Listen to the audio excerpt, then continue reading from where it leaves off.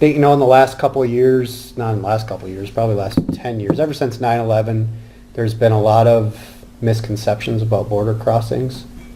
Can you speak to the border crossing? Should people be anxious about it? What can they do to not have problems at the border? Well, first off, don't try and do anything wrong. Mm-hmm. Don't think about trying to hide something in your vehicle. Bait. Live bait is a good example, where we used to be able to bring in bait. That was not a problem, but today you can't. Or drugs, or you can have 40 ounces of liquor when you go across the border. Don't try and hide an extra drug. Don't do dumb things that you know are wrong, period. Yeah. Find out what the regulations are, and you can do that very, very easily. How much food can you bring across, and et cetera.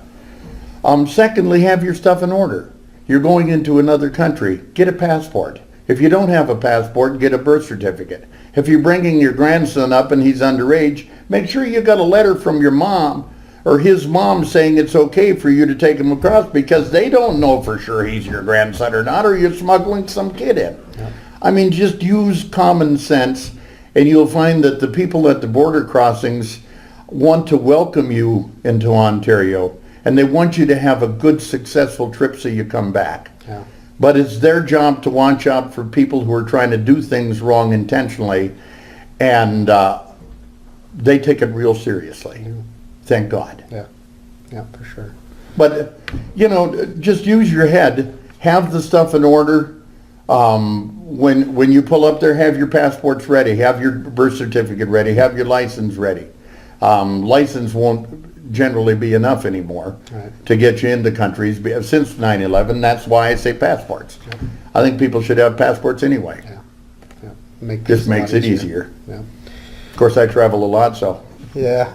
I also think that people don't realize, they think, I'm going to book a fishing trip to Canada, I'm going to go up there, and they're solely focused on just going up there and catching fish. They don't realize all these logistical things they have to take care of. One being mode of transportation. How important are these peripheral things to think about, especially things like transportation? Can you speak to that just a little bit?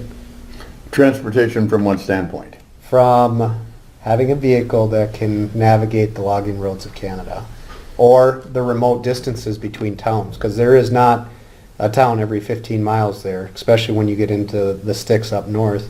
How important is it that you take care of that vehicle, and you can be self-reliant and have the resources to fix minor breakdowns, flat tires, things like that, if that happens? And it happens quite frequently. Oh, sure it does. Yeah. There again, it's just good common sense. Mm-hmm. There's a lot of amenities around at a reasonable distance in most places that you go to in Ontario. But if you're pulling a trailer and so forth, you make sure that you've got extra tires for the boat, extra tires for the truck. If you're in one of those situations where you're driving a long area, you make sure you have extra gas tanks, or an extra gas can or two in case of a problem. I always make sure that I have jumper cables. I always make sure I have flares, flashlights, other things like that, because stuff usually happens about the worst possible time when you don't need it to. That's right.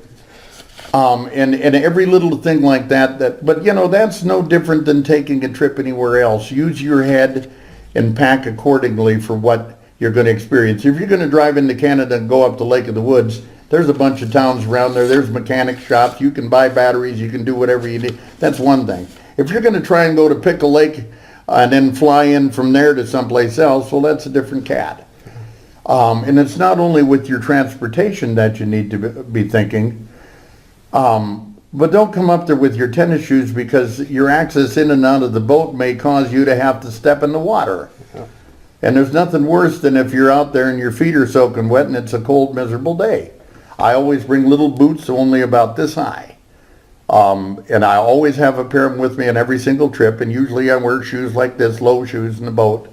But I always wear those boots because there's just too many situations where you got wet, miserable feet. I try not to be wet and miserable. I make sure I have really, really good rainwear. because I have been stuck in hell several times. We had one time and we had a $400 and some set of rain suit on. It rained so hard, they had those big storm collars on here with strings where you could tighten it down. It drove the rain into the grommet holes where those strings were, and the collars filled up the size of softballs with water. We had like 5 or 6 inches in less hours than that. And we were screwed. We couldn't get out. Yeah. They had flown us in there, and when it started like this, they couldn't do nothing. We just had to sit there and take it. Yeah. And even with the very best rain suits we could, well, there's better ones now. Yeah. But we still were wet and cold and miserable, but not near what we could have been.